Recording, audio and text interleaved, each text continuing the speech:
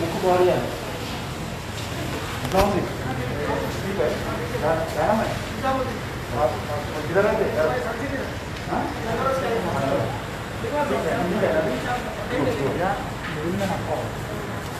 ऐसा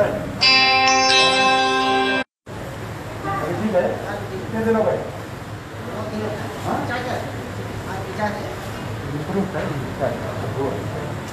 अच्छा है ना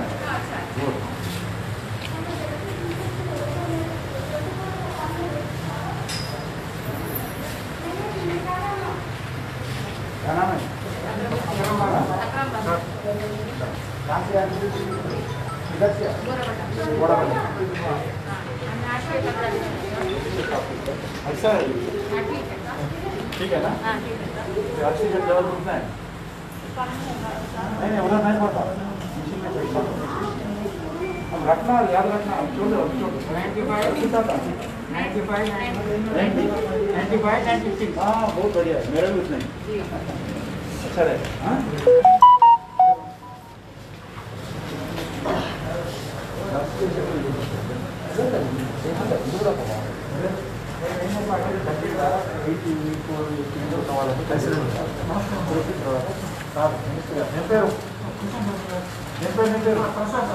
ఎవరు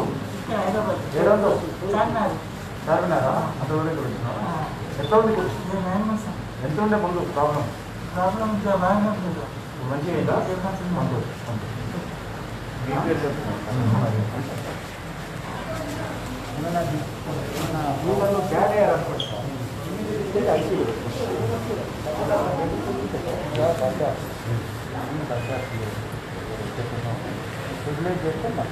ఏం పేరు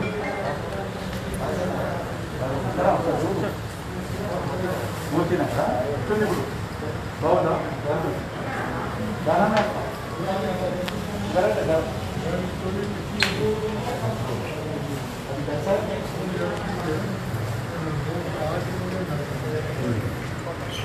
घर को जाएंगे जाएंगे घर को जाते ना जो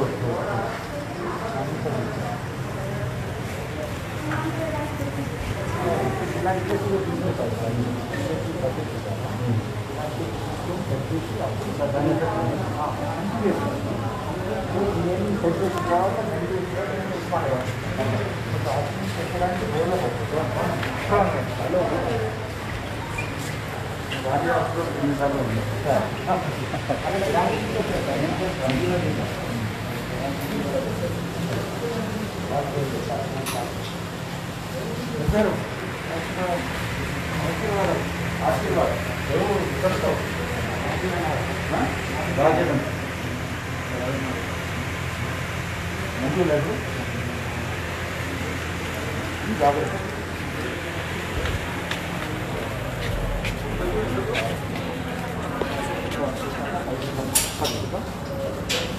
దేనికి దేనికి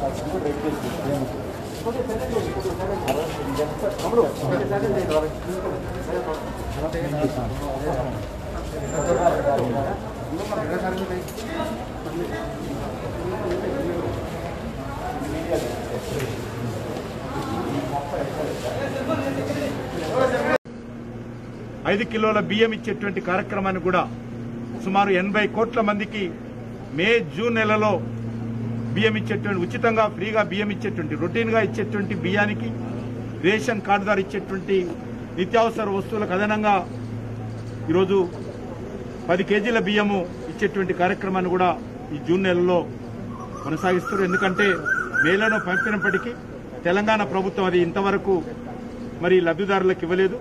కాబట్టి మే జూన్ కలిపి 10 కేజీల బియ్యము ఈ మాసంలోనే తెలంగాణ ప్రజలందరూ కూడా అందుబాటులోకి రానున్నదని చెప్పి మనం చేస్తా ఉన్నాం. అదేవిధంగా ఎవరైతే కరోనా కారణంగా తల్లిదండ్రులు కోల్పోయినటువంటి పిల్లలు ఉంటారో వాళ్ళందరికీ ప్రాథమిక విద్య నుంచి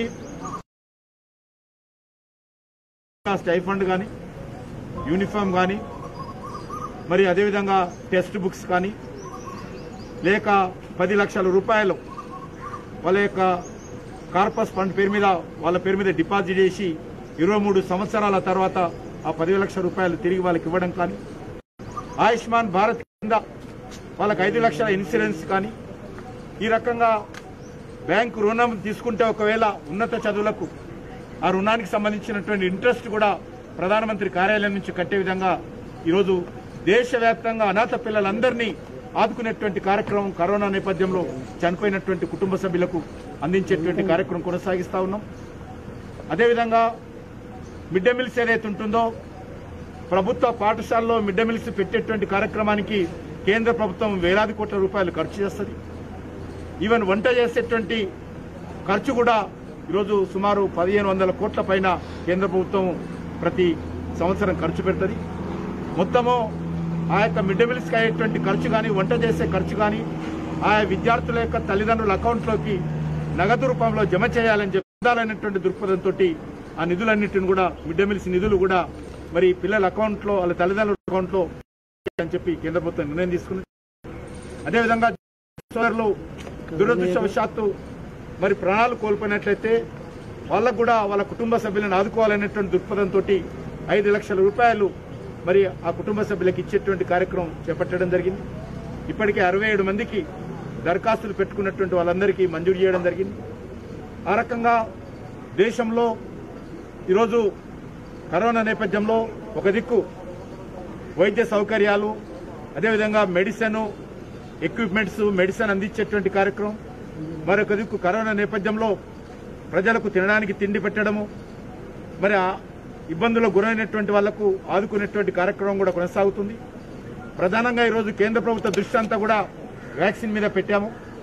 వ్యాక్సిన్ ఉత్పత్తి ఈ మే నెలలో సుమారు 10 కోట్ల డోసెస్ మే నెలలో రేపటి వరకు అంటే ఈ రోజు వరకు 10 కోట్ల డోసెస్ ఈ నెలలో ఉత్పత్తి జరిగింది. ఇది డిసెంబర్ వరకు నెలకు మరి 59 కోట్ల రూపాయలు 59 కోట్ల డోసెస్ డిసెంబర్ వరకు ఈ యొక్క ఉత్పత్తి చేరుకుంటుంది. ఆ రకంగా డిసెంబర్ వరకు మొత్తము 250 కోట్ల డోసెస్ మన దేశంలోనే ఉత్పత్తి చేసే విధంగా చర్యలు తీసుకుంటున్నాం. ఇప్పుడున్నటువంటి కోవిషీల్డ్ కానీ, కోవాక్సిన్ కానీ, స్పుత్నిక్ కానీ ఈ 3 వ్యాక్సిన్స్ అదనంగా జాన్సన్ అండ్ జాన్సన్ కానీ ఇతర మరికొన్ని కంపెనీలు కూడా ఈ డిసెంబర్ లోపల ఉత్పత్తి ప్రారంభిస్తాయి. దేశంలో ఉన్నటువంటి ప్రజలందరికీ 135 కోట్ల మంది ప్రజలకు డిసెంబర్ లోపల వ్యాక్సిన్ అందించేటువంటి కార్యక్రమం ఒక కార్యాచరణ ప్రణాళిక కేంద్ర ప్రభుత్వం రూపొందించుకుంది. ఆ రకంగా మన దేశంలో ఉత్పత్తి చేసేటువంటి డోసులే ఆ రకంగా ఉంటాయి. దీనికి అదనంగా ఫైజర్ లాంటి కంపెనీల నుంచి కూడా పెద్ద ఎత్తున మనం దిగుమతి చేసుకునే విధంగా భారత ప్రభుత్వం చర్చలు జరుపుతా ఉంది. అదేవిధంగా దేశంలో ఉత్పత్తి అయ్యేటువంటి డోసులన్నీ కూడా 50% పైన కేంద్ర ప్రభుత్వమే కొనుగోలు చేసి అన్ని రాష్ట్రాలకు ఆయా రాష్ట్రాల్లో ఉన్నటువంటి జనాభా ప్రాతిపదికన ఆయా రాష్ట్రాలకు తిరిగి ఉచితంగా అందించేటువంటి కార్యక్రమం నరేంద్ర మోడీ గారు చేపట్టారు. రాష్ట్ర ప్రభుత్వాలు కూడా, బీజేపీ ప్రభుత్వాలు కూడా కొంతమేరకు వాళ్ళు కూడా కొనుగోలు చేసి ఉచితంగా ఇచ్చేటువంటి కార్యక్రమం బీజేపీ ప్రభుత్వాలు కూడా చేపట్టాయి. ప్రైవేట్ ఆసుపత్రుల్లో కూడా ఈరోజు ఈ యొక్క వ్యాక్సిన్ అందుబాటులో ఉండే విధంగా వాళ్ళు ఇతర దేశాల నుంచి కొనుగోలు చేసుకునే విధంగా వాళ్ళకు కూడా అనుమతి ఇచ్చాము. ఎఫ్డీఐ కానీ, జపాన్ ప్రభుత్వం కానీ, లేక యూకే ప్రభుత్వం కానీ, అమెరికా ప్రభుత్వం కానీ, లేక WHO కానీ మరి ఆమోదించినటువంటి అన్ని డోసెస్, అన్ని కంపెనీలకు సంబంధించినటువంటి వ్యాక్సిన్ ను భారతదేశంలో దిగుమతి చేసుకునే విధంగా అనుమతులు ఇచ్చాం. ఏ రాష్ట్ర ప్రభుత్వం కానీ లేక హాస్పిటల్స్ కానీ వాళ్లకు కావలసినటువంటి మెడిసిన్స్ అదనంగా కేంద్రం ఇచ్చేటువంటి 50% డోసెస్ అదనంగా వాళ్ళు కూడా కొనుగోలు చేసుకునే విధంగా అవకాశం ఇచ్చాము. ఈ రకంగా దేశంలో రానున్న రోజుల్లో వ్యాక్సిన్ మీద అందరం కూడా దృష్టి పెట్టి ఎవరికైతే ఇంతవరకు వ్యాక్సిన్ అందలేదో అందరికి కూడా డిసెంబర్ లోపల వ్యాక్సిన్ అందించేటువంటి ఒక సమగ్రమైనటువంటి కార్యాచరణ ప్రణాళిక ఈరోజు రూపకల్పన చేసి ముందుకెళ్తా ఉంది. కాబట్టి వ్యాక్సిన్ వచ్చేంత వరకు దేశ ప్రజలందరూ కూడా అన్ని రకాల జాగ్రత్తలు తీసుకోవాలి. మీరు చేసేటువంటి ఉద్యోగం కావచ్చు, మీరు చేసేటువంటి వ్యాపారం కావచ్చు, మీరు చేసేటువంటి వృత్తి కావచ్చు, వాటన్నిటికీ మించి మీ ప్రాణం ముఖ్యము. కాబట్టి మీరు మీ ప్రాణాలు కాపాడుకుంటూ మరి వృత్తి ధర్మాన్ని నిర్వర్తించాల్సిందిగా కోరుతా ఉన్నాము. మొదటి ప్రాణానికి ఇవ్వాలి. కాబట్టి దానికి కావలసినటువంటి మాస్కులు ధరించడం కానీ, సోషల్ డిస్టెన్స్ మెయింటైన్ చేయడం కానీ, శానిటేషన్ చేసుకోవడం కానీ, ఇంటికి వెళ్ళిన తర్వాత ఇంట్లో కుటుంబ సభ్యులతో మనము జాగ్రత్తగా ఉండేటువంటి కార్యక్రమం కానీ, ఇళ్లలో దీర్ఘకాలిక వ్యాధులు డయాబెటీస్ కావచ్చు, క్యాన్సర్ కావచ్చు, కిడ్నీ కావచ్చు, ఇలాంటి దీర్ఘకాలిక వ్యాధులు ఉన్నటువంటి వాళ్ళను ఈ 2-3 నెలలు పసిపిల్లల్లాగా కాపాడుకోవాలని చెప్పి ప్రజలను కోరుతా ఉన్నాను.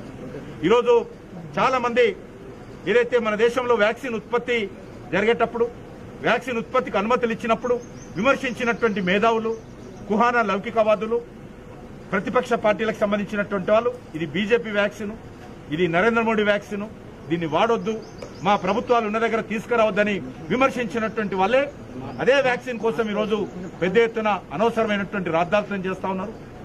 ఈరోజు వ్యాక్సిన్ ఉత్పత్తికి ఎక్కడెక్కడ అవసరం ఉంటే ఈరోజు భారత్ బయోటెక్ సంబంధించినటువంటి వ్యాక్సిన్ మరి ఈరోజు 5 కంపెనీలు ఉత్పత్తి చేస్తా ఉన్నారు.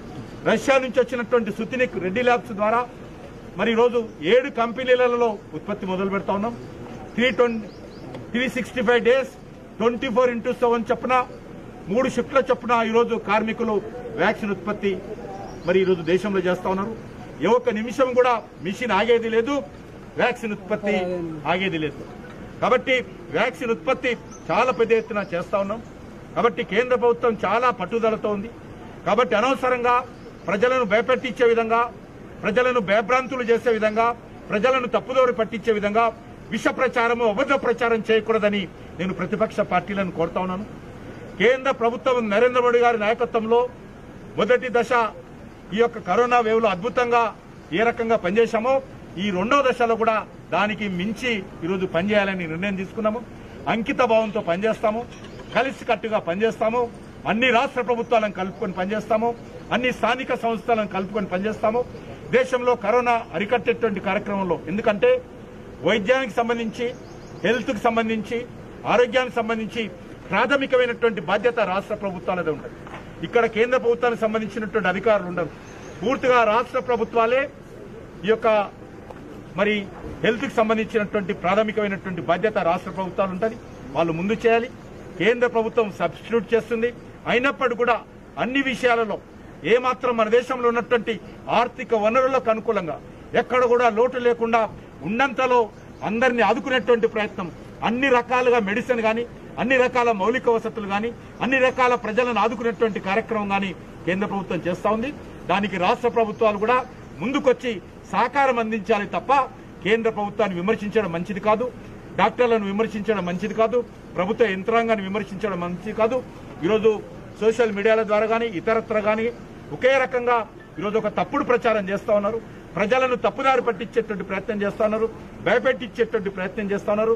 ఇది ఏమాత్రం సమంజసం కాదు. కష్టకాలంలో ఇబ్బందులు ఉన్నప్పుడు ఒకరికొకరు తోడుండాలి, అందరము బాధితులకు అండగా ఉండాలి. ఆ రకంగా సమాజమంతా ఏకమై ఈరోజు మనము ప్రజలకు అండగా నిలబడాల్సినటువంటి కష్టకాలం ఇది. ఈ కష్టకాలంలో కలిసిమెలిసి పనిచేద్దామని చెప్పి అందరికి విజ్ఞప్తి చేస్తూ సెలవు తీసుకుంటున్నాం. वो 30 का जाता है।